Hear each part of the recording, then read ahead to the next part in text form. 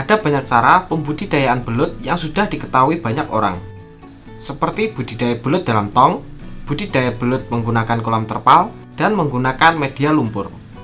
Nah, kali ini admin akan membahas budidaya belut tanpa lumpur atau dengan media air bersih. Namun sebelum kita mulai, buat teman-teman yang belum subscribe, jangan lupa subscribe dan pencet tombol loncengnya agar teman-teman tidak ketinggalan info menarik lainnya. Ada beberapa keunggulan pembudidayaan belut dengan media air bersih. Salah satunya adalah kemudahan dalam mengontrol dan mengamati perkembangan belut. Karena bibit belut yang kita budidayakan akan lebih mudah dilihat, maka para peternak akan lebih mudah mengetahui perkembangan yang telah terjadi. Juga bisa melakukan antisipasi jika terdapat sesuatu yang tidak beres. Dan yang kedua adalah tebar benih belut menjadi lebih banyak, sehingga lebih menghemat tempat. Lalu, pembudidayaan belut dalam media air bersih terbukti lebih efektif dan efisien. Saat peternak memberikan pakan belut, pakan akan lebih mudah terjangkau dan dilihat oleh belut, sehingga tidak ada pakan yang tersisa. Selain itu, kontrol terhadap kanibalisme juga semakin mudah. Nah, langsung saja, inilah cara budidaya belut dengan media air bersih. 1. Persiapan kolam. Melakukan persiapan kolam adalah langkah awal yang dilakukan untuk memulai usaha ini. Biasanya, kolam yang digunakan adalah kolam yang berjenis kolam terpal maupun kolam permanen dari semen. Apabila menggunakan kolam beton, sebaiknya gunakan yang semennya sudah benar-benar hilang dengan cara merendamnya beberapa hari hingga banyak tumbuh lumut. Untuk kolam terpal, pembuatannya kamu bisa improvisasi sendiri.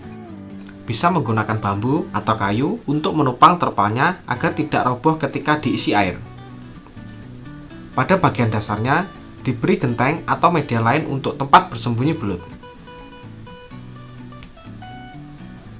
2. Pengaturan air. Dalam budidaya belut tanpa lumpur, air adalah faktor utama yang sangat berpengaruh pada perkembangan belut. Jika air yang kita gunakan dalam budidaya belut tidak rutin dikontrol, maka akan sangat mempengaruhi pada perkembangan belut. Air yang baik digunakan untuk pembesaran sebaiknya menggunakan air sumur atau dari sumber mata air. Jangan menggunakan air dari PDAM, karena masih banyak mengandung bahan kimia seperti kaporit untuk pemurnian air. Suhu air hendaknya dijaga pada kisaran 25 hingga 28 derajat Celcius. Dan juga derajat keasaman atau pH air berkisar antara 6 sampai 7. Berikan sirkulasi air atau aerator agar air setiap saat bisa berganti dan meningkatkan kandungan oksigen. 3. Pemilihan bibit belut. Kualitas bibit nantinya akan menentukan hasil dari panen. Jadi, Anda harus mendapatkan bibit yang berkualitas dan unggul. Berikut beberapa ketentuan dalam pemilihan bibit. 1. Bibit sehat dan tidak ada bekas luka. 2. Pergerakan bibit yang lincah dan agresif. 3. Tidak lemah saat dipegang. 4. Ukuran bibit harus seragam.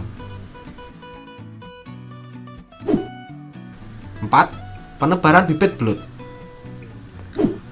Budidaya belut dengan media air bersih memiliki kelebihan dibandingkan dengan media lumpur. Sebab, dalam penebaran benih bisa lebih banyak dibandingkan dengan media lumpur. Untuk menghindari tingginya angka kematian, maka harus memperhatikan hal-hal sebagai berikut. Bibit yang berasal dari tangkapan alam harus disortir dan dikarantina sebelum dilepas ke kolam. Hal ini untuk menghindari bibit penyakit yang terbawa dari sawah. Bibit yang ditebar sebaiknya dalam keadaan sehat, gesit, tidak sakit, dan memiliki ukuran panjang tubuh yang sama. Sewaktu memasukkan belut ke dalam media budidaya, sebaiknya dengan pelan-pelan. Sedikit demi sedikit, biarkan belut keluar sendiri menuju kolam. Sebaiknya penebaran bibit belut dilakukan pada sore hari dan pagi hari, karena di waktu tersebut pengaruh intensitas cahaya matahari masih atau sudah berkurang. 5. Pemberian pakan. Pakan dari belut terdiri dari dua jenis, yakni pakan alami dan pakan buatan. Pakan buatan ialah pelet atau fur yang biasa dijual di toko-toko peternakan. Sedangkan pakan alami yaitu pakan yang tersedia di alam. Contohnya cacing tanah, keong mas, keong sawah, bekicot, cacing sutra, kepiting air, ikan-ikan kecil, jasad renik atau plankton. Pakan alami lebih disukai belut karena belut termasuk ikan karnivora. Untuk mendapatkan keuntungan yang maksimal, ada baiknya sobat membudidayakan juga pakan alami belut tersebut, sehingga biaya pakan bisa ditekan serendah mungkin. Pemberian pakan pada belut baiknya dilakukan pada malam hari, karena belut merupakan hewan nokturnal atau hewan yang aktif pada malam hari. 6. Perawatan dan pemeliharaan. Salah satu prioritas lain yang harus Anda jaga ketika melakukan budidaya belut di kolam tanpa lumpur adalah masalah kebersihan atau sanitasi. Tidak hanya lendir dari belut, sisa pakan belut juga bisa mengotori air kolam. Oleh karena itu, Anda harus lebih rajin dalam membersihkan kolam pemeliharaan tersebut.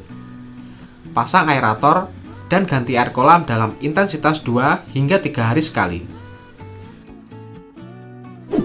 7. Proses panen. Proses pemanenan adalah proses yang sangat ditunggu setelah serangkaian proses pemeliharaan belut. Pastinya, para petani belut sangat menantikan proses ini. Panen bisa dilakukan setelah usia belut mencapai 3 hingga 4 bulan. Untuk proses pemanenan, bisa dilakukan sekaligus atau bertahap. Belut yang memiliki kualitas yang baik bisa seterusnya Anda jadikan untuk indukan, dan kemudian hari menghasilkan bibit-bibit baru yang berkualitas. Nah, demikianlah tips dan cara budidaya belut dengan media air bersih. Cukup mudah bukan? Jika kalian bisa telaten dan teratur mengawasi perkembangan bibit belut, maka tidak ada yang perlu dikhawatirkan. Semoga video ini bermanfaat serta dapat menginspirasi. Jangan lupa sukai dan bagikan pada teman-teman Anda. Salam peternakan.